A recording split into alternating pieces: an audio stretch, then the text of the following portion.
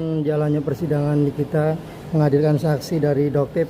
Bunda sendiri melihatnya seperti apa analisa Bunda nih?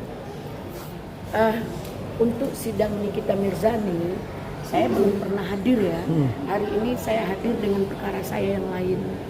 Kebetulan, nah saya melihat beberapa kali sidang selalu ada keributan.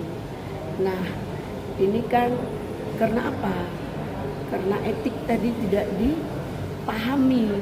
Setiap kita punya etik. Jaksa ada etikanya, ada kode etik. Hakim juga ada kode etik. Demikian juga pihak kepolisian dan pengacara. Karena kita penegak hukum ada 4 pilar yang setara. Nah, kita melihat di video bahwa ada kisruh setiap persidangan 3 kali berturut-turut. Kita minta jangan begitulah, ya. Makanya ada beberapa pendapat menyatakan kalau Nikita mampu membuktikan video suap itu, Nikita akan lepas dari hukum. Ya tidak, karena konsep hukum itu melekat pada diri masing-masing. Nikita sudah ada substansinya dan sudah ada pembuktian dan kesaksiannya bahwa dia pelaku pemerasan atau pengancaman terhadap RG. Dan kita tahu hari ini ada rekaman indikasi ada penyuapan terhadap pihak penegak hukum. Namun setelah kita dengar tidak ada dibicarakan nama Nikita dan tidak juga tahu kita siapa pelaku penyuapan tersebut. Oke Bun, artinya walaupun aduan atau laporan dugaan suap ke KPK berjalan, di proses sidang ini tetap berjalan juga Bun, tidak menggugurkan kan? Tidak menggugurkan. Apapun upaya hukum Nikita Mirzani itu kita beri apresiasi. Dia punya hak, equality before the law, persamaan hak di mata hukum. Walaupun dia dalam keadaan kesakitan, dia juga mungkin ada dapat dia buktikan dengan cara-cara penegakan hukum. Dia lakukanlah laporan kepada KPK, DKPP atau kepada polisi sekalipun kalau memang ada. Nah, namun bukti itu seperti apa? Bukti yang didapatkan saat ini tidak menyebut nama dia. Nah, penyuapan untuk siapa? Suap itu tidak elok.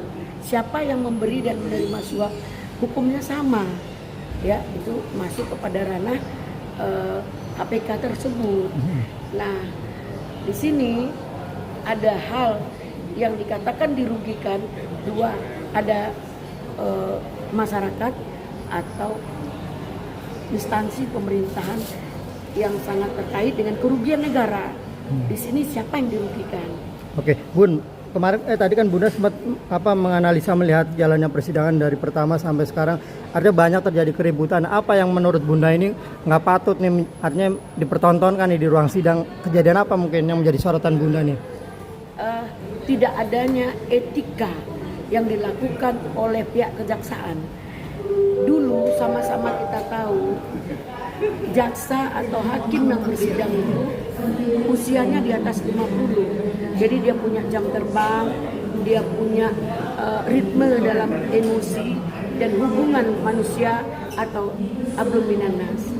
Di sini kita tidak melihat kenapa dia tidak patut dan tidak pantas memaksakan pasang baju tersebut ya terhadap Nikita Mirzani selaku yang sedang kesakitan, selaku orang yang lebih tua dari dia. Jadi etikanya sudah tidak ada.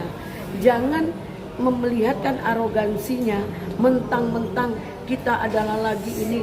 Kita tahu diri dong, porsi kita sebagai penegak hukum itu seperti apa. Masing-masing kan ada porsi. Hakim sebagai juri dan moderator harus mendengar dan menimbang dan akan memutuskan dengan sebijak-bijaknya. Dan jaksa sebagai penuntut umum harus bersikap sesuai, jangan lari dari konteks. Demikian juga kami sebagai pengacara harus membela, bukan membela yang tidak benar. Setidak-tidaknya meringankan perkara yang kalau memang dia bersalah atau meluruskan kebenaran jika dia tidak melakukan perbuatan yang dituduhkan. Artinya JPU harus membenahi diri atau introspeksi dengan sikap JPU kemarin itu.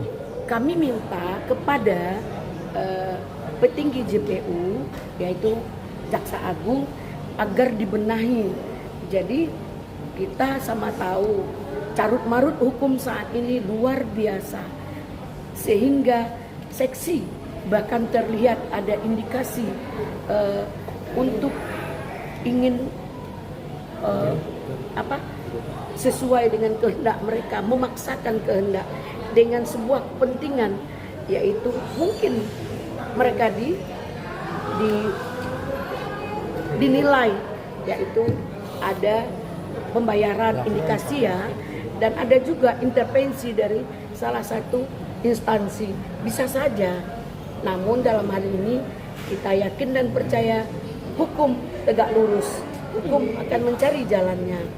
Di sini saya sampaikan, tolong, Nikita Mirzani adalah seorang pesakitan, kelihatan dia tegar, sejujurnya dia juga rapuh dengan persoalan ini. Jangankan seorang Nikita, kita saja yang penegak hukum tersandung dengan hukum juga tidak siap mental.